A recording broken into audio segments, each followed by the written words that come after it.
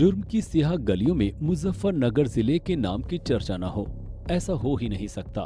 UP का ये एक ऐसा जिला है जो आज भी अपने सीने पर क्राइम कैपिटल का तमगा चिपकाए हुए है। यहाँ चंद पैसों की खातिर सेकंड भर में खून बहा दिया जाता है। ऐसा ही कुछ मंगलवार की शाम को जानसठ कोतवाली इलाके के गांव राजपुर कला में भी देखने को मिला, जहां महज 200 रुपए की खातिर दबंगों ने दलित के घर पर जमकर मौत का तांडव किया। दलित परिवार के साथ खून की होली खेली और गोली मारकर एक को मौत के घाट उतार दिया, जबकि 2 मासूम बच्चों समेत 3 को घायल कर दिया। हैरत इस बात की है कि इस सनसनीखेज वारदात को अंजाम देकर आरोपी बेखौफ फरार भी हो गए।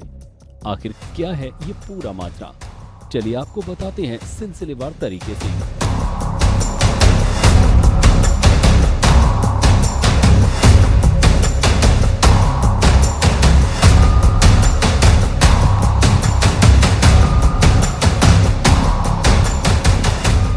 अस्पताल के बिस्तर पर पड़ा ये लहूलुहान शख्स, घायल बच्चे और इनके शरीर पर ये जख्म के निशान चीख चीख कर ये बयान करने के लिए काफी है कि इन पर दबंगों ने किस कदर कहर ढाया है।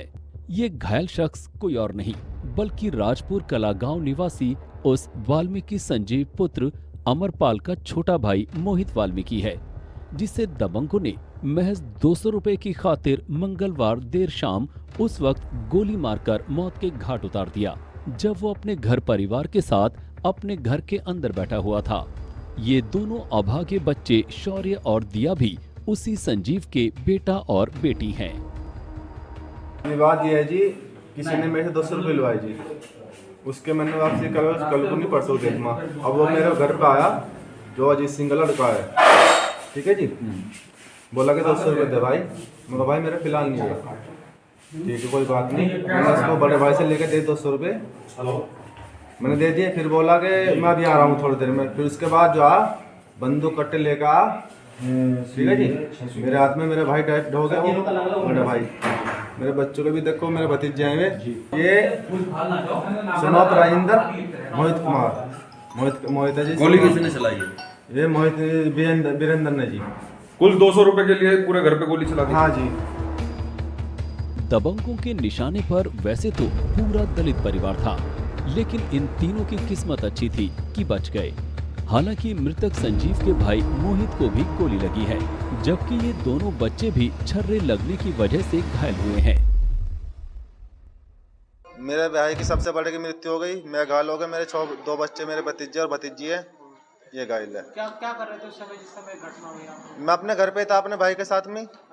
वे बाहर से आए और आके मतलब पहले गोली छोड़ दी, फिर पहले बड़े भाई का लगी, फिर मैं पीछे से मैं आ लिकड़ के, मुझे पता नहीं क्या हो गया, मैं तो घर पे ही था वहाँ भी। आपका भी गोली लगी है? हाँ जी, मेरे भी लगी है। इस सनसनीखेज वारदात के पीछे महज 200 रुपए के लेन देन का विवाद बताया जा रहा है। घायल मोहित की माने तो गांव निवासी मोहित चौधरी पुत्र योगेंद्र चौधरी से लिए गए 200 रुपए को वो पहले ही लौटा चुका है, लेकिन वो उससे फिर से मांग रहा था, जिसको लेकर कहासुनी हो गई। जिसके बाद मोहित चौधरी ने अपने पिता योगेंद्र और अन्य साथियों के साथ मिलकर उनके घर पर धावा बोल दिया। इससे पहले दलित परिवार कुछ समझ पाता, उससे पहले ही आरोपियों ने उन पर अंधाधुंध फायरिंग शुरू कर दी। गोली लगने से मोहित के बड़े भाई संजीव की मौके पर ही मौत हो गई, जबकि ये बाकी तीनों भी गोलियों और छर्रों की जद में आकर बुरी तरह से घायल हो गए। आपके मेरे घर पे आके गोली चलाई जी। मैं वाल्मीकि लड़का हूँ, वे जाट के हैं, उसने मेरे घर पे आके गोली चलाई। मेरा एक बड़ा भाई डेड हो गया और उसके बच्चे और मैं भी हूँ साथ में। किस बात को लेकर विवाद हुआ था? विवाद वही 200 रुपये का जी हुआ था कि 200 रुपये तने ले रखे हैं, मैंने लिए थे उससे। अब मैंने उसके 200 रुपये दे भी दिए, फिर भी दोबारा आकर वो वापसी में गोली बंदूक लेकर आ जी मेरे घर पे। कितने लोग थे? 3-4 लोग थे। गांव में अचानक गोलियों की धाय-धाय की आवाज सुनकर गांव वालों में खौफ पैदा हो गया और मौका वारदात की तरफ दौड़ पड़े। इस सनसनीखेज वारदात को अंजाम देकर आरोपी बेखौफ मौके से फरार हो गए, जबकि गांव वालों ने तत्काल ही मामले की जानकारी स्थानीय पुलिस को दी। पुलिस भी बिना समय गंवाए तुरंत मौके पर पहुंची और घायलों को अस्पताल भिजवाया। जहां चिकित्सकों ने संजीव को मृत घोषित कर दिया और बाकी तीनों घायलों को उपचार के लिए भर्ती कर लिया। अभी लगभग 8:40 पे 4 लोगों को पुलिस के द्वारा लाया गया, जिसमें से एक व्यक्ति को मृत घोषित किया गया। बाकी 3 घायल हैं, जिसमें से एक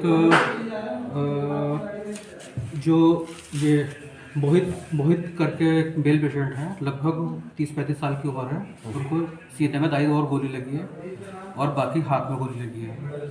इसके अलावा 2 बच्चे हैं, जिसमें से एक की उम्र 8 साल और एक की उम्र 4 साल। दोनों को पैरों में गोलियां लगी हैं, छर्रे लगे पैरों में। हालत कैसी है इनकी घायलों की? हालत अच्छी नहीं कहेंगे, क्योंकि गोली लगी है, अंदर गोली ने क्या असर किया है क्या नहीं किया है, उनको हम प्राथमिक उपचार दे रहे हैं। अभी प्राथमिक उपचार देकर उनको आगे के लिए रेफर करेंगे। इस सनसनीखेज वारदात ने सबको हिलाकर रख दिया है। पुलिस ने आरोपियों की धरपकड़ के लिए 4 टीमों का गठन किया है। लगातार दबिशें भी डाली जा रही हैं, लेकिन अभी तक पुलिस के हाथ खाली हैं। चलिए आपको दिखाते हैं कि इस बारे में पुलिस का क्या कहना है।